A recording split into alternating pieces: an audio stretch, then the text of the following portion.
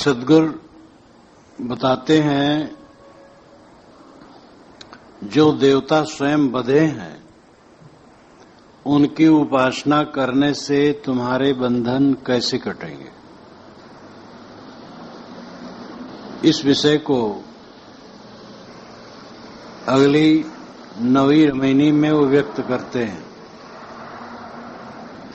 बांधे अष्ट कष्ट नौ सूता, यम बांधे अजनी के पूता। यम के वाहन बांधे जनी, बांधे सृष्टि कहाँ लो गनी। बांध्यो दैव 33 करोरी, समृत लोह बनी। बांध्यो दैव 33 करोरी, समृत लोह बंदगो तोरी। राजा समरे तुरिया चढ़ी, पंथी सबरे नामले बढ़ी। अर्थ बिहुना सबरे नारी, प्रजा सबरे पुहमी झारी। बंद मनावे ते फल पावे, बंद दिया सो दे। कहें कबीर सूबरे जो निस्बासर नाम ही ले।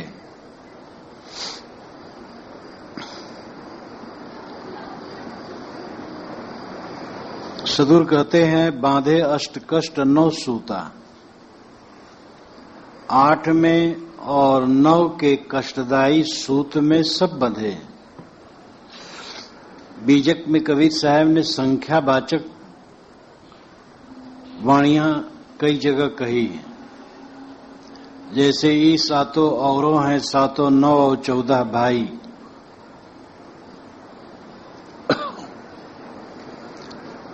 संख्यावाचक में स्वतंत्रता रहती है टीकाकार को, कोई भी संख्या जोड़ सकता है, लेकिन किसी भी कविता की, किसी भी कथन की अपनी प्रकृति होती है, उसका उद्देश्य होता है। वो संख्या वही उपयुक्त होगी जो वहां के अनुकूल हो। यहां 8 की बात पहले कही गई। 8 से अणिमा, महिमा, लघिमा, गरिमा, प्राप, प्राकाम, वशित, दर्शित इत्यादि 8 सिद्धियां, हठ योग के 8 अंग, लय, तारक, अमनस्क, सांख्य, लंबिका, राज, कुंडली तथा हठ या अष्टधा प्रकृति, 5 तत्व और 3 गुण या अष्टमैथुन, जहां तक 8 की संख्या में बंधनदायी अंग आते हैं, उन सब को लिया जा सकता है। 8 का बंधन हमें बांध रखा है। साहब कहते, बांधे अष्ट कष्ट 9 सूता। 8 का और 9 का बंधन हमारे ऊपर है। 8 जहां तक है बंधनदायी अंग, वो सब इसमें 8 में आ जाएंगे। अष्टमैथुन सबसे गहरा बंधन है और उसमें सब जीव बंधे हुए हैं। स्थूल बुद्धि वाले तो अष्टमैथुन में ही बंधे हुए हैं, और जो वाणी जाल में उलझे हुए हैं वो 8 सिद्धियों में बंधे हुए हैं, और प्राणी मात्र अष्टधा प्रकृति में तो बंधे ही हैं। इस प्रकार 8 के बंधनों में जीव बंधे हैं। जो बांधे बंधन दे, अहितकर हो, वही संख्या यहां मानी जा सकती है। तो 8 के सूत में नहीं, रस्सी में, बंधन में बंधे हैं, और 9 के 5 विषय, चतुष्टय अंतःकरण, ये 9 माना जा सकता है। शब्द स्पर्श रूप रसगंध, ये 5 विषय हैं। मन चित्त बुद्धि अहंकार, चतुष्टय अंतःकरण है। तो ये 9 के बंधन में जीव बंधे हैं या 9 निधियों में बंधे हैं, रिद्धि और सिद्धि और निधि। तो 9 निधि मानी जाती है, 9 निधियों में बंधे हैं या 9धा भक्ति में बंधे हैं। मैंने अभी कहा कि 9धा भक्ति में भक्त लोग पूरा दिन अपना मूर्तियों के सुलाने जगाने में और खटकरम में बिता देते हैं। ये रत्न तुल्य जीवन, इसका सुनाला अवसर लोग स्थूल सेवा उपासना में बिता देते हैं। जिस मूर्ति की वे पूजा करते हैं वो बोल डोल नहीं सकती है, उसको खाने पीने की जरूरत नहीं है और वो कुछ उपदेश नहीं दे सकती है, वो केवल प्रतीक है। चित्र और मूर्ति ये स्मारक है। किसी महापुरुष के चित्र और मूर्ति देखने से उनकी याद आती है और मन में अच्छा प्रभाव पड़ता है। मूर्ति और चित्र का इतना ही उपयोग है। इसके आगे उन्हें सुलाना जगाना, खिलाना पिलाना या और भी ऐसी बातें, ये सब काल्पनिक है, बंधन ही है। तो 8 और 9 के सूत में, रस्सियों में, जो कि कष्टदायी है, जीव बंधे हैं। यम बांधे अंजनी के पूता। यम कहते हैं वासना को, यमराज को। स्थूल अर्थ यमराज है। यमराज वासना है। अंजनी का अर्थ है माया। पूता गुलाम, दास। जो माया के गुलाम है वही यम के बंधन में बंधे हैं। माया का गुलाम, भोगों की इच्छा रखने वाला माया का गुलाम है। जो भोगों की इच्छा रखता है, संसार की कामनाओं में डूबा है, वो अंजनी के पूता है, माया का गुलाम है और यम ने उसे बांध रखा है। यम कोई स्वतंत्र जीव नहीं है। यम वासना है। हमारी ही बनाई वासना हमें बांधती है।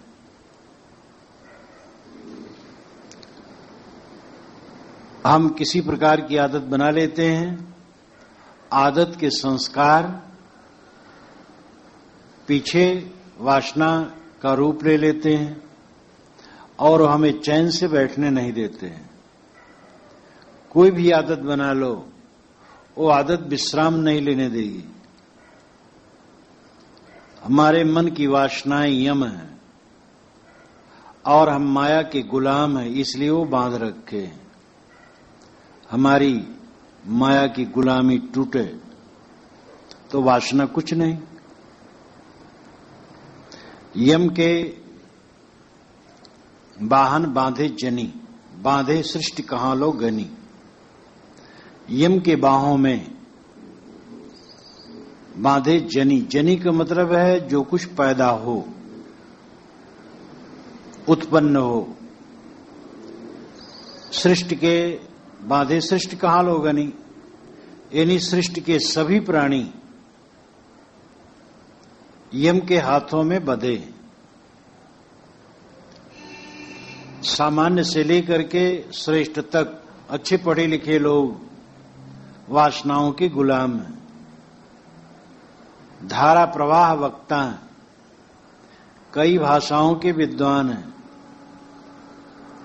धर्म शास्त्रों के भी बारीकी से अर्थ करते हैं, लेकिन मन के गुलाम हैं, गंदी गंदी आदतों में पड़े हैं। अपनी किशोर अवस्था में मैंने एक पंडित का नाम सुना था कि वह गीता के बड़े पंडित हैं, शास्त्र उनकी जबान पर है। एक बार जब अवसर पड़ा, उनके पास बैठा, बहुत से लोग बैठे थे और सचमुच उनकी वाणी से श्लोक पर श्लोक निकलते थे। शास्त्र उनकी वाणी पर मानो तैरते थे, लेकिन साथ साथ उनकी अश्लीलता, वासनाओं की बातें सुन करके जी उब गया। मेरी उम्र उस समय 14-15 की रही होगी और उनकी उम्र 70 की रही होगी। अच्छे पंडित थे, लेकिन अपनी बातों में उधर तो शास्त्रों की बातें खूब कहें और वासना की बातें साथ साथ कहें। इतना अश्लील कहें कि मेरा जी उब गया। इतने बड़े बुजुर्ग को मैं क्या कह सकता था। बहुत से लोग बैठे थे वहां, मैं वहां से उठ के चला गया। विद्या का अभ्यास कर लेना, शास्त्रों का अभ्यास कर लेना कोई कठिन नहीं, लेकिन मन को ठीक करना यही कठिन है। और जो कर ले उसके लिए सरल है। और बेड़ा पार इसी में होगा जब मन हमारा ठीक हो। साहब कहते, यम के वाहन बांधे जनी, बांधे सृष्टि कहां लोगे नहीं। जहां तक जनी पैदाइश है, पैदा हुए लोग, सारी सृष्टि यम के हाथों में बंधे हैं, मन के हाथों में, वासनाओं के हाथों में बंधे हैं। बड़े आलिम व फाजिल हैं, मगर विषयों के बस होकर उसी रास्ते से आ निकले जिधर नादान घिसता है। बांधो दैव 33 करोरी, समरत लोह बंदगो तोरी। मनुष्यों को विश्वास है कि देवताओं का स्मरण करते ही लोह बंधन टूट जाएगा। समरत लोह बंदगो तोरी। समरत स्मरण करते लोह का बंधन, लोह जैसा कठिन बंधन जो भवसागर का बंधन है, भव बंधन है, वो देवताओं का स्मरण करते टूट जाएगा। बांधो दैव 33 करोरी। साहब कहते हुए 33 करोड़ देवता भी बंधे हैं, जिनके स्मरण से तुम अपने कठिन बंधनों से मुक्त होना चाहते हो। वह 33 कोटि देवता स्वयं बंधनों में बंधे हैं। देवताओं के विषय में जहां तक धारणा है वो प्राकृतिक है।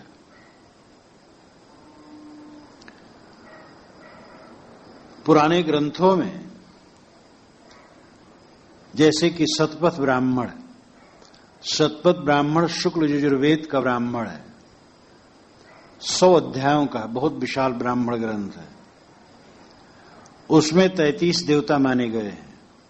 8 वसु हैं, धर, ध्रुव, सोम, विष्णु, अग्नि, वायु, प्रत्यूष और प्रभास। 11 रुद्र हैं, हर, बहुरूप, अंबक, अपराजित, कपर्दी, रैवत, मृगव्याध, वृषाकप, शंभु, शर्व और कपाली। 12 आदित्य हैं, धाता, अर्जमा, मित्र, वरुण, इंद्र, विवस्वान, पूषा, क्रतु, अंश, भग, त्वष्टा और विष्णु। इसके बाद इंद्र और प्रजापति। ये 33 सब होते हैं। बृहदारण्यक उपनिषद के अनुसार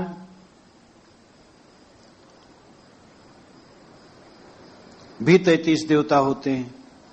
अग्नि, पृथ्वी, वायु, अंतरिक्ष, सूर्य, देवलोक, चंद्रमा और नक्षत्रगण, ये 8 वसु हैं। 10 इंद्रियां और मन, ये 11 रुद्र हैं। 12 महीने 12 आदित्य हैं। गरजने वाला बादल इंद्र है, यज्ञ प्रजापति है, ये 33 देवता हैं। कहीं तो ऐसे नाम है कि जो व्यक्ति के रूप में है और कहीं पदार्थ के रूप में। 33 देवताओं की कल्पना पुराने ग्रंथों में है और इसमें एक एक देवता के पीछे 99,99,999 की संख्या बढ़ाकर 33 कोट देवता की कल्पना कर ली गई। निश्चित है पहले जमाने में देवता का अर्थ होता था चमकने वाला। वेदों में जहां तक आया है उसका अर्थ यही, देवता नाम चमकने वाला, चांद सितारे। आगे चल करके देवताओं का व्यक्तिकरण किया गया, वे व्यक्ति के रूप में। लेकिन देवताओं का जो चित्रण है पुराणों में, उनके आचरण काफी शिथिल है। जो बड़े बड़े देवता हैं, ब्रह्मा विष्णु शंकर, उनके ही आचरण शिथिल बताए गए हैं। इंद्र जो देवताओं का बड़ा मालिक है, वो पुलोम नामक दानों की कन्या शची का अपहरण करता है और वध करता है, और शची का जो संभावित पति है उसका भी वध करता है। एक लड़की को हरण करने के लिए वो लड़की के पिता को मार डालता है और लड़की के संभावित पति को मार डालता है। तो देवताओं की जो कल्पना है व्यक्ति के रूप में, उनके आचरण पवित्र नहीं दिखाई देते। साहब कहते हैं कि या तो देवता जड़ हैं और उनकी उपासना से कुछ होने वाला नहीं, और अगर वो व्यक्ति के रूप में जैसा कि पुराणों में वर्णित है तो उज्जवल नहीं है। और ऐसे बधे हुए देवताओं की उपासना करके तुम्हें बंधन ही मिलेगा। देवताओं की परिभाषा करते हुए वाल्मीकि रामायण में भी कहा गया है, देवलोक स्थित रियम सुराणाम शाश्वती मता पतिरप्सरसाम नास्ति न चैक स्त्री परिग्रह। देवलोक स्थित रियम, देवलोक की यही स्थित यही दशा है। सुराणाम शाश्वती मता, देवताओं का यही शाश्वत धर्म है। पतिरप्सरसाम नास्ति, वहां के अप्सराओं का कोई पति नहीं होता। पतिरप्सरसाम नास्ति न चैक स्त्री परिग्रह, देवता लोग किसी स्त्री का पाणिग्रहण नहीं करते कि एक पत्नी है, सब छुट्टा गाय भैंस की तरह। ये वाल्मीकि रामायण में देवताओं की परिभाषा दी गई है। देवलोक स्थित रियम सुराणाम शाश्वती मता पतिरप्सरसाम नास्ति न चैक स्त्री परिग्रह। साहब कहते ऐसे देवताओं का स्मरण करके भजन करके तुम्हारे बंधन कटेंगे और जकड़ जाओगे। बंधन काटना है तो वैरागवान की उपासना करो, जिसके बंधन कटे हैं उसकी उपासना करो, उसकी संगत करो, तब तुम्हारे बंधन कटेंगे। बांधो दयो 33 करोरी समरत लोह बंधगो तोरी। साहब कहते हैं 33 कोटि देवता बधे हैं, जिसके स्मरण से तुम अपने लोह जैसे बंधन को काटने की अभिलाषा रखते हो। राजा समरे तुरिया चढ़ी, राजा श्रेष्ठ ब्रह्मज्ञानी ये तुरिया पर चढ़ करके हम ब्रह्मास्म का स्मरण करते हैं। तुरिया तुर्यगा अवस्था, जो जागृत स्वप्न सुसुप्त से परे तुरिया ज्ञान अवस्था। तुरिया अवस्था में आरूढ़ होकर के हम ब्रह्मास्म का स्मरण करते हैं, मैं ब्रह्म हूं। बात तो बढ़िया है, लेकिन उस ब्रह्म को अगजग व्यापक जड़ चेतन एक मान लेते हैं, इसलिए ये भी बधे हैं। वैसे बात बताई जाती है कि अनुभविक दशा से ऊपर उठने पर ही परम पद की प्राप्ति मानी जाएगी। जो कुछ हमें अनुभव हो रहा है उससे ऊपर उठ जाए, इंद्रिय अतीत अवस्था में पहुंच जाए, मन से अतीत अवस्था में पहुंच जाए, तो वो परम पद की प्राप्ति है। लेकिन जो जड़ चेतन एक मान लिया जाता है, वो अनुभविक जगत से ऊपर कहां उठा गया? वो तो अनुभविक जगत में ही रह गया। सारा संसार मैं हूं, मेरा ये सब विलास है, ये तो मन का प्रपंच आ गया। जब संकल्प शून्य होकर के अपने आप स्वरूप में स्थित हो गया, विचार शांत हो गए और अपने स्वरूप में स्थित हो गया, ये अनुभविक दशा से ऊपर उठना है।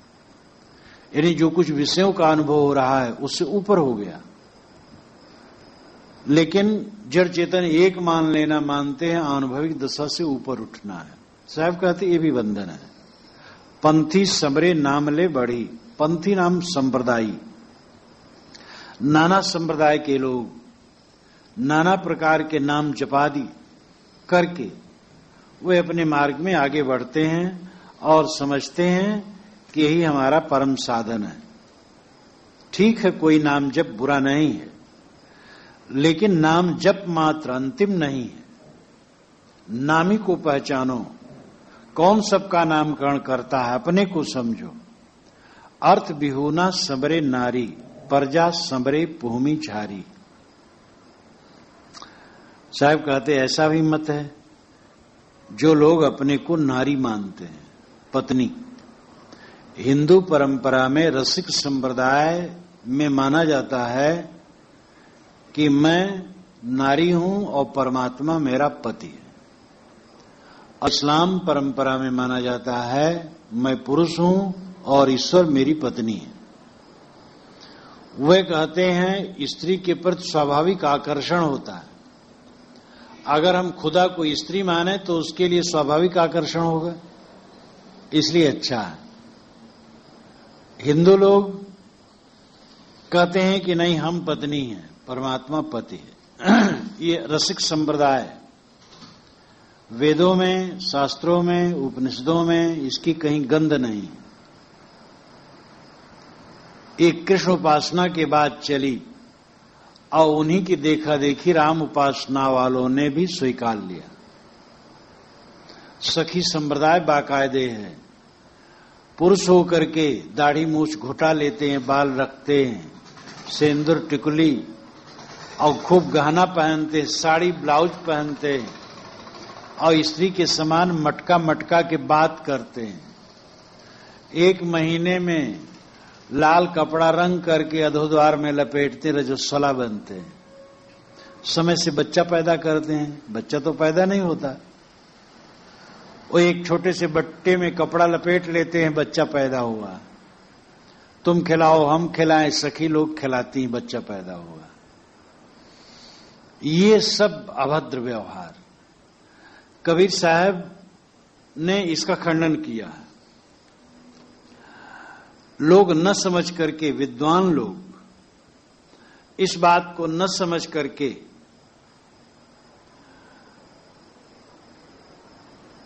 हरि मोर पियू मैं राम की बहुरिया वाले पद को मान लिया है कि कबीर साहब स्वयं रसिक संप्रदाय को मानते, माधुर्य भक्ति मानते हैं।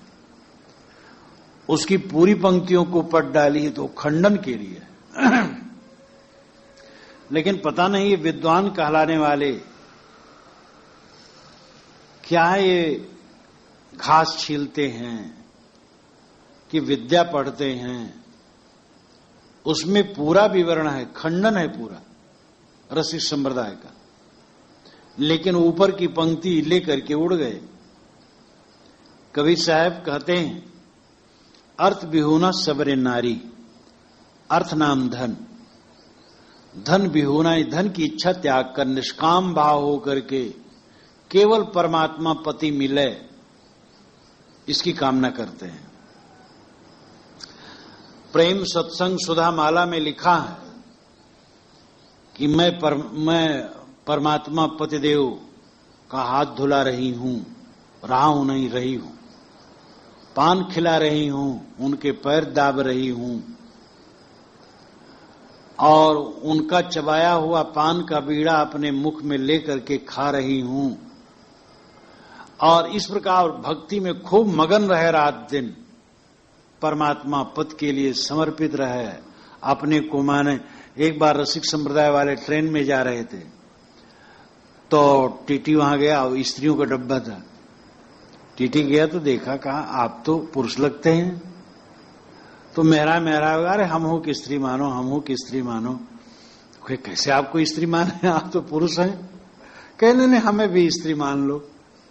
उन्होंने कहा बहुत गलत है, स्त्रियों के बीच में आप स्त्री कपड़ा पहन के बैठ गए, पुरुषों में चली।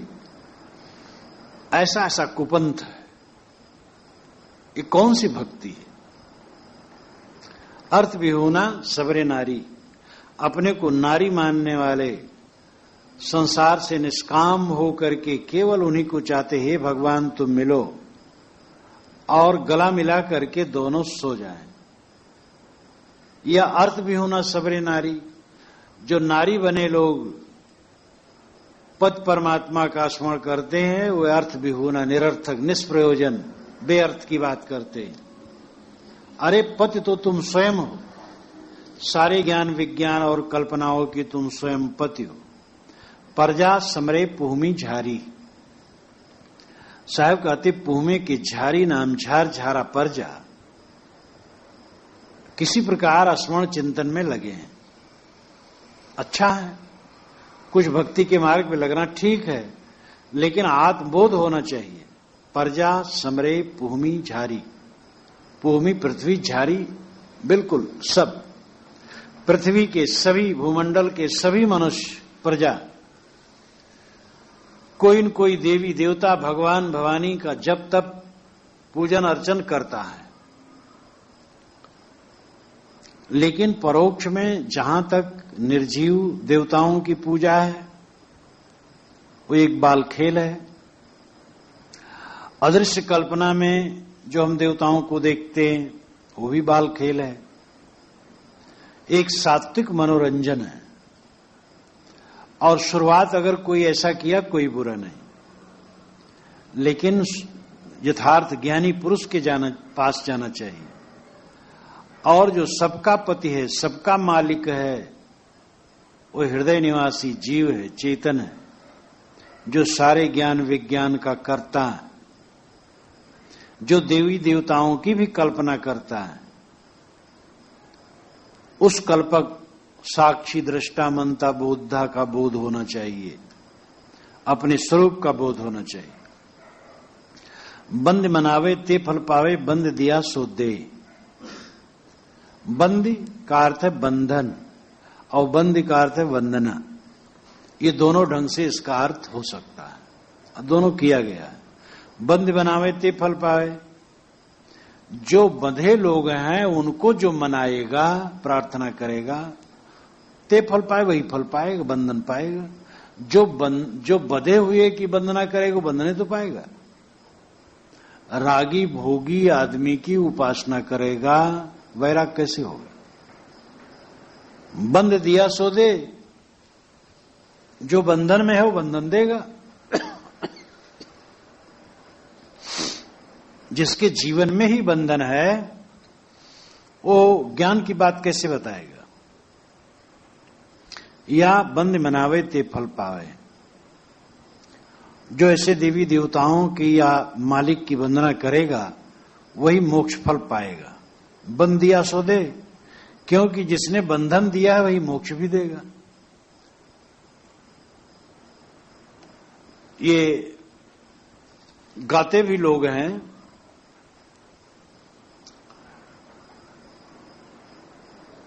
कि भगवान ने हमें बंधन दिया है और भगवान ही हमें मुक्ति देंगे। हे प्रभु, तू ही ने ये माया जाल मेरे ऊपर डाल दिया है और तू ही इस माया जाल से मुझे छुड़ा सकता है। तो इस प्रकार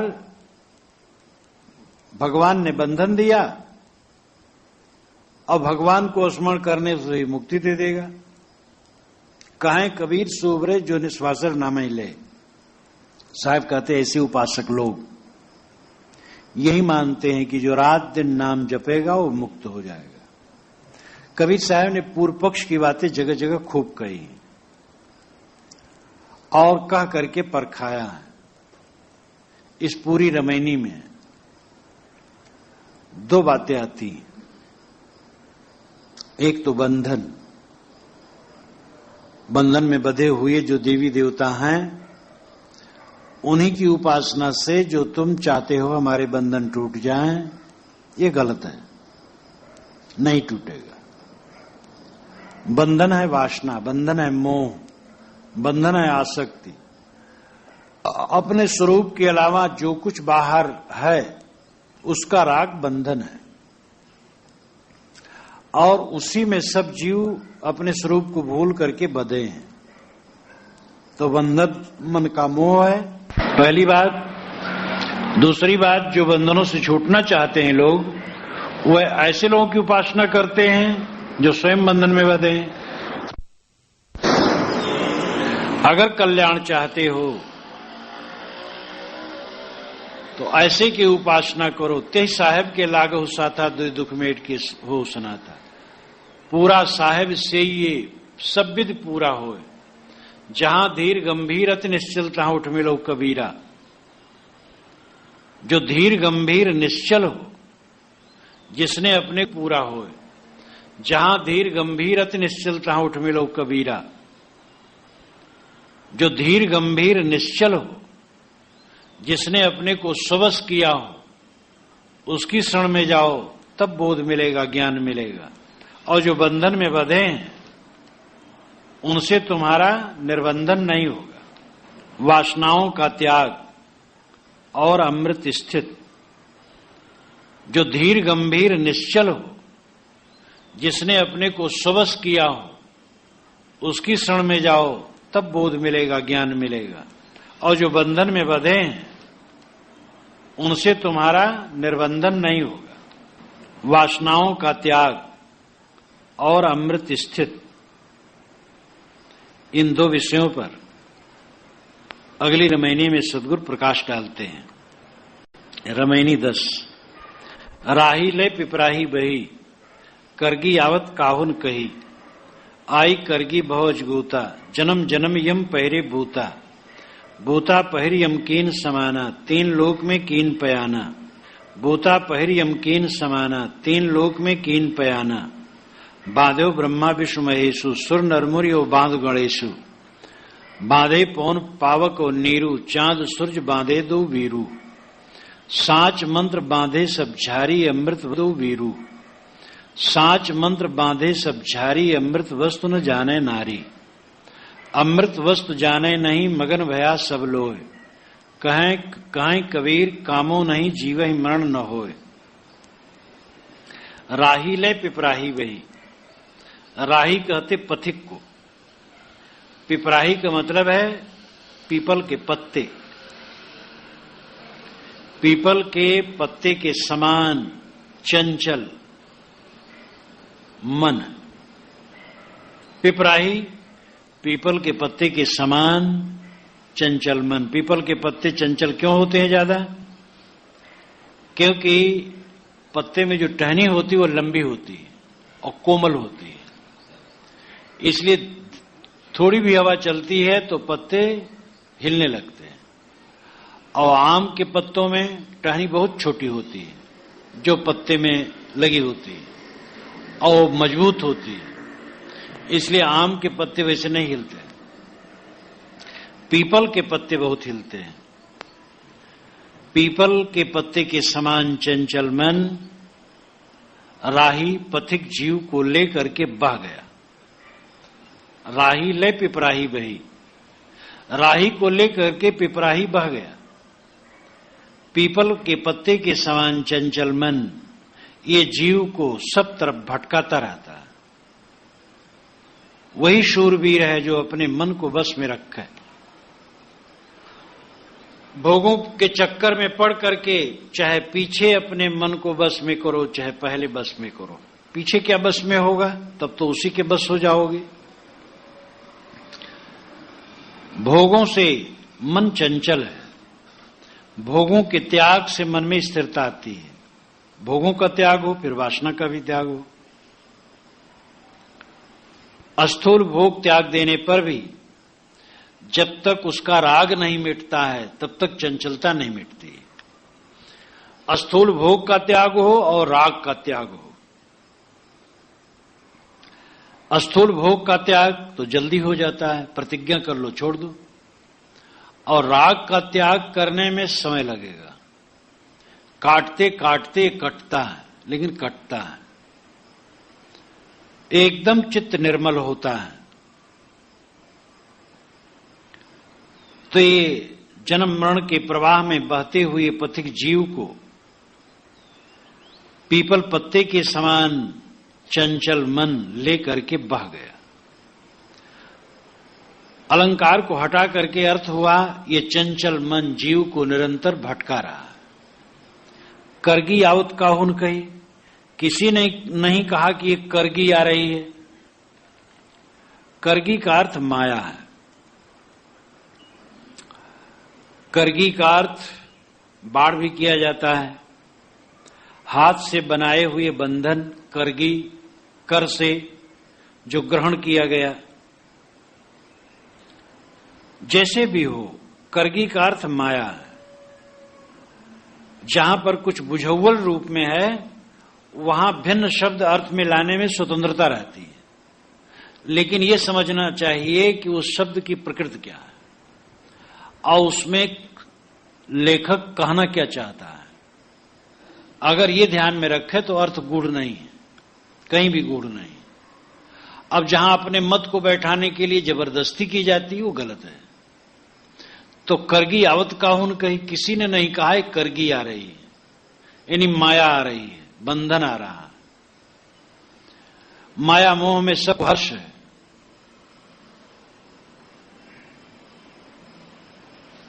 कैसे उन्होंने कहा है,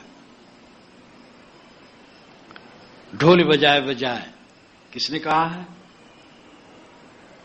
पायन बेड़ी परत है ढोल बजाए बजाए। ढोल बजा बजा करके पांव में बेड़ी डाल रहे हैं। जो दुख मनाने की चीज उसमें सुख मना रहे हैं। जो जीव को बांधता है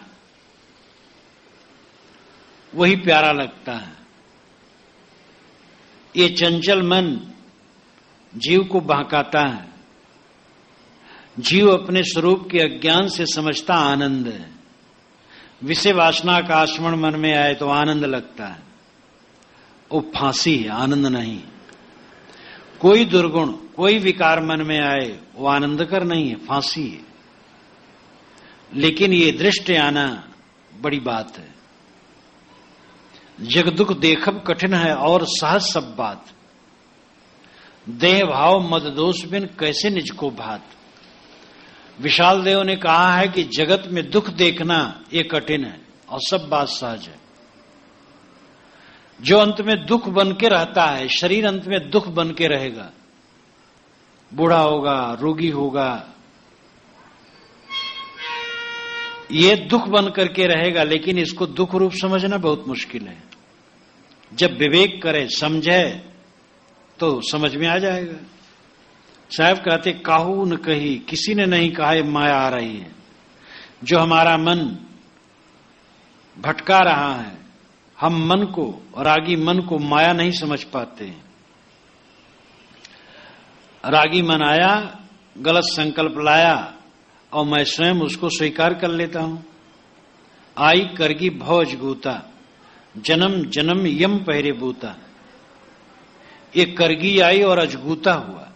अजगूता का मतलब आश्चर्य। ये अद्भुत बात हुई। ये अचेतन माया जीव को इसने भटका दिया। ये कितनी अचरज की बात है, जो कल्पना मात्र है, हमारी बनाई माया और हमें भटका रही है। अपने जाल बनाए के आप फंसे मतिबंद, कहां रोग कहां औषधि, कैसे मिले आनंद।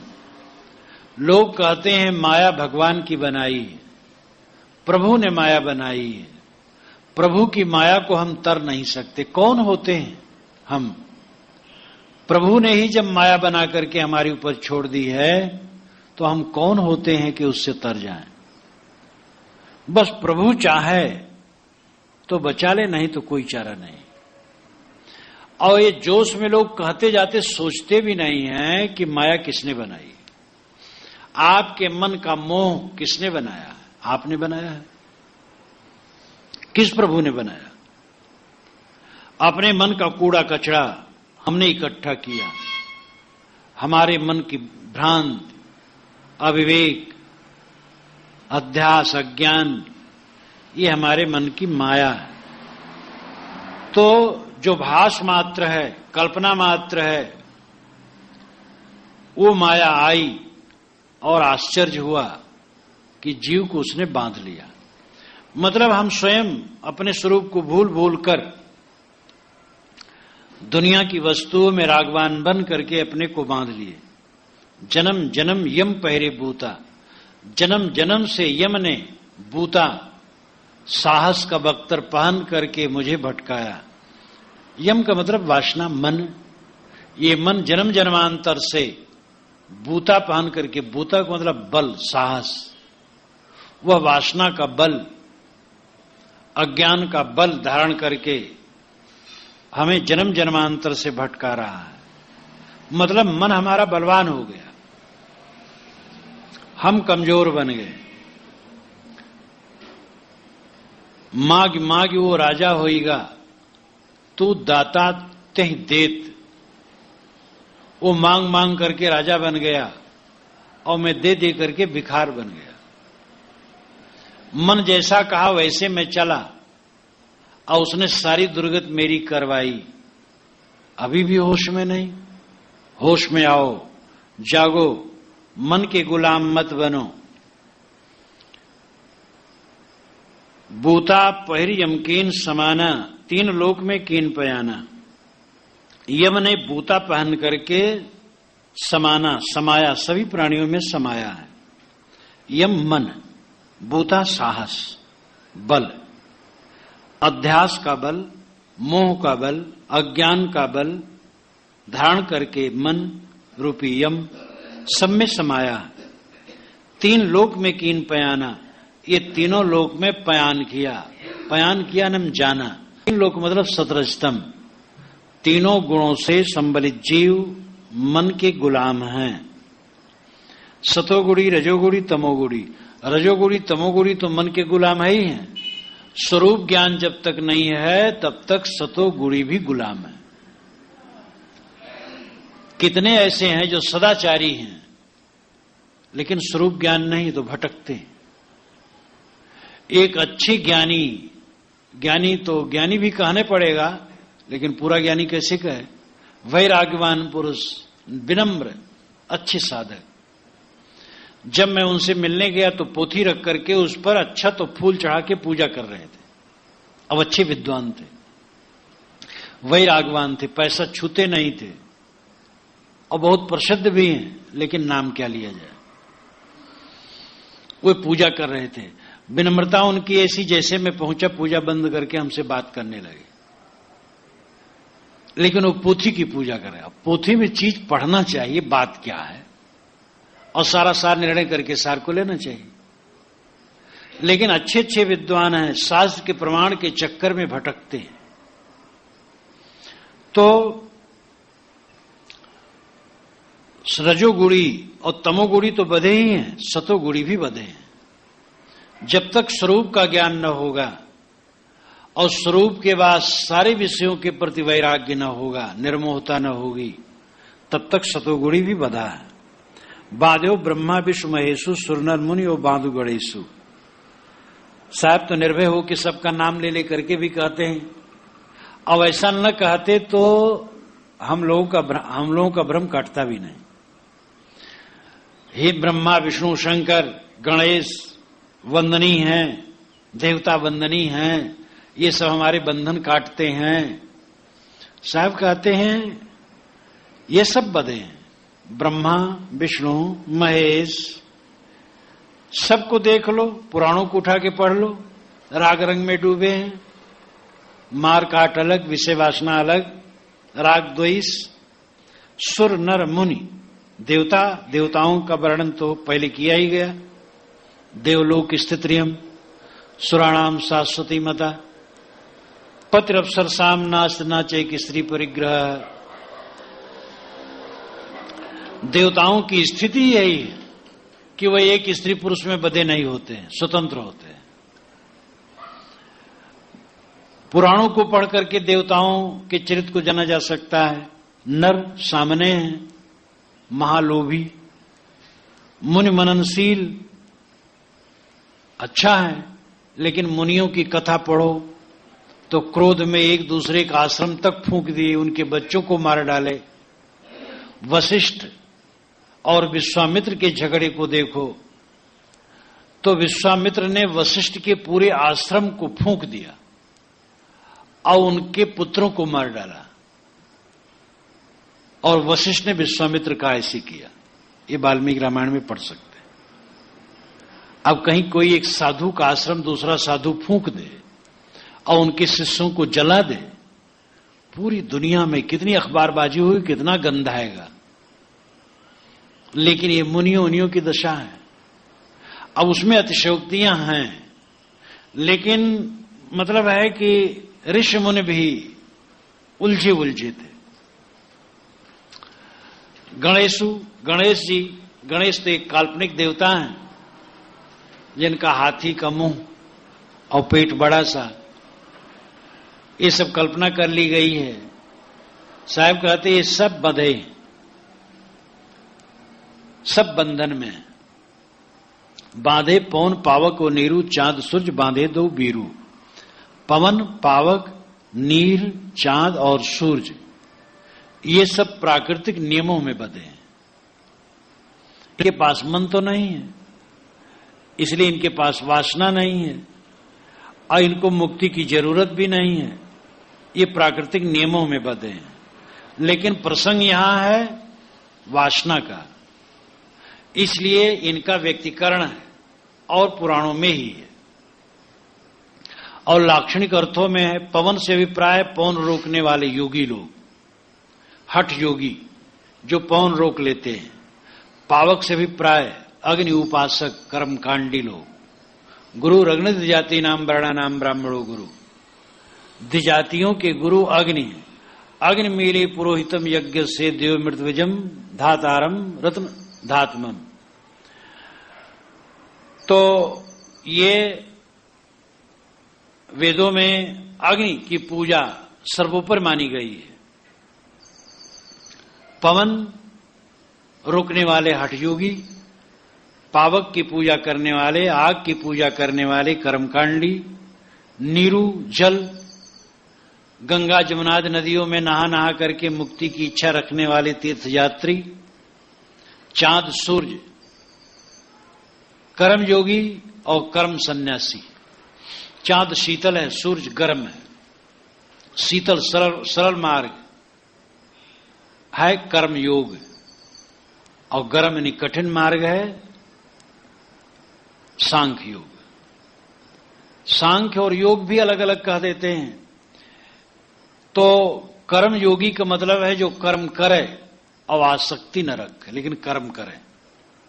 सांख्य योगी है जो कर्म ही न करे, एकदम निर्द्वंद्व है। ये दोनों निष्ठाएं गीता में कही गई है। जो कर्म करे लेकिन कर्म के फल को न चाहे, वो कर्म योगी है। सांख्य योगी है जो कर्म करे ही ना, एकदम निवृत्त। दोनों निष्ठाएं अच्छी हैं। कर्म योग को गीताकार ने ज्यादा अच्छा माना है, क्योंकि बिना कर्म किए जीवन रह नहीं सकता है, और कर्म करना चाहिए। हमारे जीवन के निर्वाह के लिए भी कर्म की आवश्यकता है। दूसरे के कर्मों से भी हमारा निर्वाह होता है। हमने कपड़े पहन रखे हैं, पता नहीं किसने बनाए हैं। हम जितनी पुस्तकें जीवन में पढ़ते हैं, कितने कितने लोगों की रचनाएं होती हैं। तो हमें भी कुछ करना चाहिए जो दूसरे के लिए हितकर हो। लेकिन ऐसा ज्ञानी जो ऐसी अवस्था में पहुंच गया जहां कुछ वो नहीं करता है, और अगर सही है तो उसके द्वारा भी बहुतों का हित है। उसका आदर्श मात्र अत्यंत प्रेरणाप्रद है और वो कम नहीं करता, न करके बहुत कुछ करता है। लेकिन अगर स्वरूप बोध नहीं, आत्मबोध नहीं, तो ये सिर्फ बधे हैं। इतनी ऊंची अवस्था में पहुंच करके बोध बिना भटकाव है। जहां पर जड़ और चेतन का विवेक नहीं, स्व और पर का बोध नहीं, बड़े आलिम व फाजिल हैं, मगर विषयों के बस होकर उसी रास्ते से आ निकले जिधर नादान घिसता है। बड़े विद्वान हैं, लेकिन संसारी जैसे बह रहे हैं वैसे बह रहे हैं, तो बेकार है। लेकिन कोई जाहिदे हमराह का मैं जाहिदे गुमराह का मैं किस तरह हमराह हूं, वह कहे अल्लाह है, मैं कहूं अल्लाह हूं। कोई जाहिद है, परहेजगार है, त्यागी है, लेकिन गुमराह है, भटका है, तो उसका साथी कैसे बनो? तो दोनों के लिए वचन है। जो विद्वान तो हैं लेकिन आचरणहीन है, वो बधे ही हैं। लेकिन जो परहेजगार है, त्यागी है, लेकिन गुमराह है, भटके हैं, बोध नहीं है, तो वो भी बधे हैं। इसलिए वैराग की जरूरत है, किंतु बोध की भी जरूरत है। जब तक बोध न होगा, ठहराव कहां होगा? बोध न होने से कहीं कोई जड़ चेतन एक मान करके उसमें भ्रांत है, कहीं अपना लक्ष्य अलग मान करके भ्रांत है। इसलिए बोध की भी जरूरत है। सांच मंत्र बांधे सब झारी, अमृत वस्तु न जाने नारी। सांच मंत्र बांधे सब झारी। साहब कहते हैं कि सत्य को मंत्र ने बांध लिया है। मननात् मंत्र, मनन से जो सिद्ध हो मंत्र है, विवेक मंत्र है और एक कल्याणकारी है। लेकिन मंत्र ही ने बांध दिया। मंत्र इतनी पुस्तकें हैं, वाणी है, सब मंत्र है, मनन से बने हैं। लेकिन पुस्तकों में इतना उलझा हुआ विचार आ गया है कि वो बंधन बन गए हैं। शास्त्र प्रमाण का मोह इतना प्रबल है कि उसको काटना सहज नहीं है। यद्यपि एक दूसरे के शास्त्र को लोग नहीं मानते, वैदिक कुरान को नहीं मानेंगे, कुरान वाले वेद को नहीं मानेंगे, बाइबल वाले उन दोनों को नहीं मानेंगे, ये दोनों बाइबल वालों को नहीं मानेंगे, उनके वचन को नहीं मानेंगे, सांख्यवादी वेदांत का प्रमाण नहीं मानेंगे, वेदांती सांख्य का प्रमाण नहीं मानेंगे। तो वैसे तो अपने ढंग से काटते तो हैं दूसरे के मतों को, लेकिन निष्पक्ष होकर के अपना शास्त्र हो, दूसरे का शास्त्र हो, चाहे जिसका शास्त्र हो, नीरछीर विवेक करना शास्त्रों में जरूरी है। ये नहीं दूसरे की पुस्तक पर तो हम विचार कर लिए और अपने पुस्तक पर विचार नहीं करते हैं। सब पर विचार होना चाहिए। गोस्वामी जी ने बहराइच में जो जाते हैं एक पीर के कब्र पर पूजा करने और रिद्धि सिद्धि प्राप्त करने, उसके लिए उन्होंने व्यंग किया दोहावली में। लही आंख कब आंधरे, बांझ पूत कब ले आए, कब कोढ़ी काया लही जग बहराइच जाए। संसार के लोग बहराइच जाते हैं, वो पीर के कब्र पर पूजा चढ़ा करके कोढ़ी को आंख मिलती है, कोढ़ी को काया मिलती है, अंधे को आंख मिलती है, निपुत्री को पुत्र मिलता है। गोस्वामी जी कहते किस अंधे ने आंख पाई, किस कोढ़ी ने काया पाई, किस निपुत्री ने पुत्री पाई? सब अंधविश्वास है। लेकिन जब वे अयोध्या की बात कहते हैं तो कहते हैं चार खान जग जीव अपारा, अवध तजेतन नहीं संसार। चारों खानी के जगत जीव अयोध्या में शरीर छोड़ दें तो फिर नहीं आएंगे जन्म में, वो मुक्त हो जाएंगे। तो पीर के विषय में जब कहे तो पारखी हो गए गोस्वामी जी। अयोध्या के विषय में, बहराइच के विषय में कहे तो पारखी हो गए, अयोध्या के विषय में कहे तो पारख छोड़ दे। तो पारख सर्वत्र रहे जब, तब विवेक। इसलिए सांच मंत्र बांधे, सांच सत्य आत्मा को ये मंत्र ने, शास्त्रों की वाणियों ने बांध लिया। शास्त्र प्रमाण का व्यामोह इतना जटिल हो गया कि विवेक विचार लोग छोड़ दिए। अमृत वस्तु न जाने नारी, जो अपने को नारी मानते हो अमृत वस्तु नहीं समझ सकते हैं। अभी माधुर्य भक्त की बात की गई थी। माधुर्य भक्त वाले अपने को नारी मानते हैं, ईश्वर को पति मानते हैं। और सूफी संत अपने को पति और ईश्वर को पत्नी मानते हैं। लेकिन साहब तो हिंदू परंपरा को लेके बात कहते हैं। वे कहते हैं अपने को नारी मानने वाले वे अमृत वस्तु नहीं समझते। अमृत वस्तु जाने नहीं मगन भया सब लोग, कहां कबीर कामो नहीं जीवहि मरण न होए। लोग अमृत वस्तु नहीं जानते हैं और विष में ही मग्न है। मृत में आ उपसर्ग करके अमृत शब्द बना है। मृत कहते हैं मरे हुए को, मृत कहते हैं जड़ को। उसमें आ उपसर्ग कर दिया गया तो बन गया अमृत। उसका अर्थ हो गया चेतन, जो मरा हुआ ना हो, चेतन। तो अमृत का अर्थ ही है चेतन। अमृत वस्तु जाने नहीं। लोग चेतन वस्तु को नहीं जानते, स्वरूप को नहीं समझते। मगन भया सब लोग, सब लोग विषय वासना ही में मगन है। स्थूल बुद्धि वाले विषय वासना में मग्न हैं, सूक्ष्म बुद्धि वाले परोक्ष कल्पना में मग्न हैं।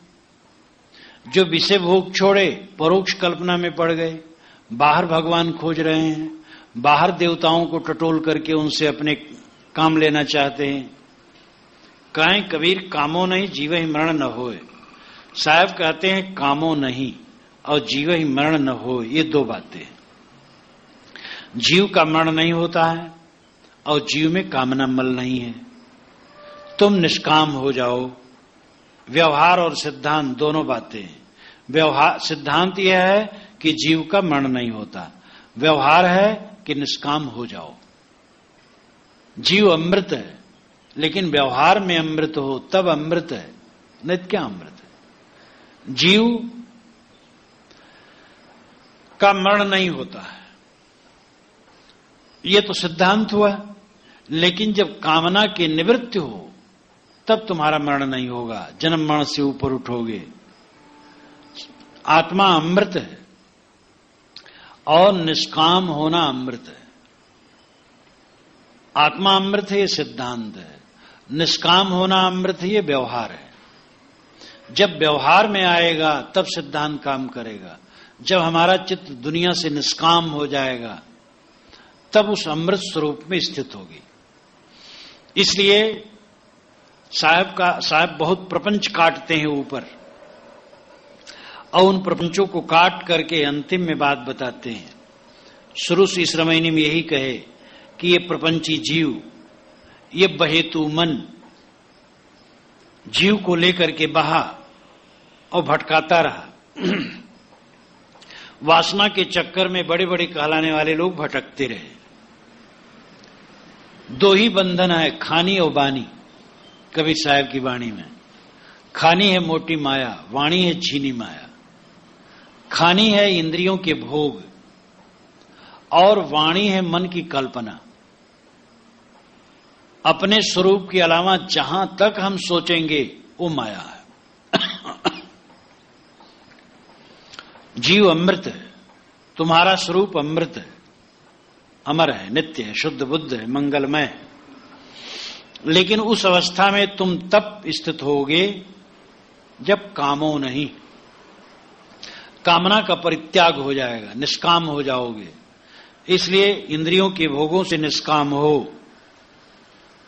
चाहना ही राक्षसी है जो हमें भटका रही है, और इसको जीत लेने के पश्चात ये जीव अपने अमृतत्व को प्राप्त कर लेता है।